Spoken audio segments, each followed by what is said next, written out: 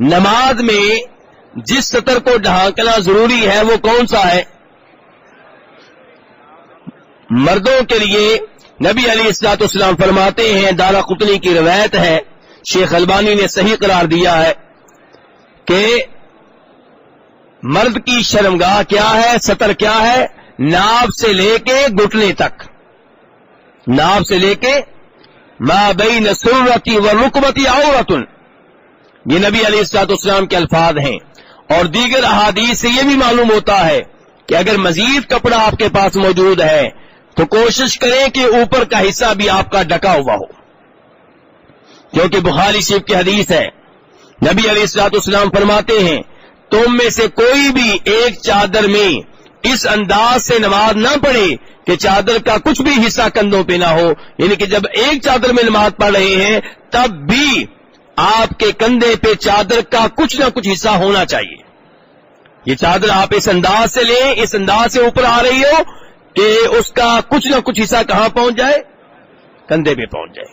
اس سے یہ پتا چلا کہ اگر کوئی نماز پڑھتا ہے اور اس نے کوئی ایسی قمیض پہنی ہوئی ہے، ایسی شرٹ پہنی ہوئی ہے جو ہاف بازو ہے، اس کی نماز ہو جائے گی، یا بالکل بازو نہیں ہے تب بھی نماز ہو جائے گی۔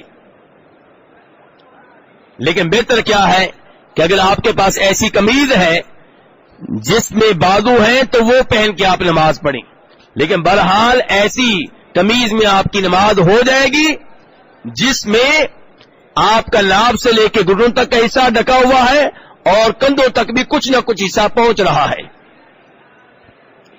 تو یہ نماز کے درست ہونے کی شرائط میں سے ایک شرط ہے۔ تو یہ ہوا مردوں کا لباس نماز میں۔ اب عورتوں کا لباس کیا ہے؟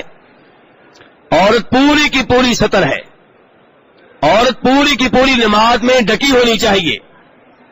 نبی علیہ الصلوۃ والسلام فرماتے ہیں، ابو داؤد شریف کی حدیث ہے، لا يقبل اللہ صلاۃ حائض الا بخمار، اگر کوئی عورت نماز پڑھتی ہے اور اس کا سر ننگا ہے، دوپٹہ نہیں ہے، چادر نہیں ہے، اللہ اس کی نماز قبول نہیں کرے گا۔ لیکن اگر عورت ایسی جگہ ہے جہاں پہ کوئی غیر مرد نہیں ہے، سارے مرد اپنے ہیں، مثال کے طور پہ اپنے مرد کون سے ہوتے ہیں جی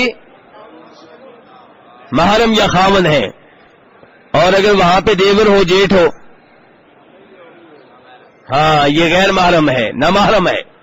تو اگر عورت کسی ایسی جگہ جہاں پہ خاوند ہے یا محرم مرد ہیں، سگا تایا، سگا چچا، سگا ماموں، سگا والد، سگے بھائی، سگے بیٹے، سگے بھتیجے، سگے بھانجے، اس قسم کے لوگ ہیں، تو وہاں پہ نماز پڑھتے ہوئے اگر اس کا چہرہ ننگا ہے تو کوئی مسئلہ نہیں، اس کے ہاتھ ننگے ہیں تو کوئی مسئلہ نہیں، جسم کا باقی حصہ ان لوگوں کے سامنے بھی نماز میں ڈھکا ہوا ہونا چاہیے۔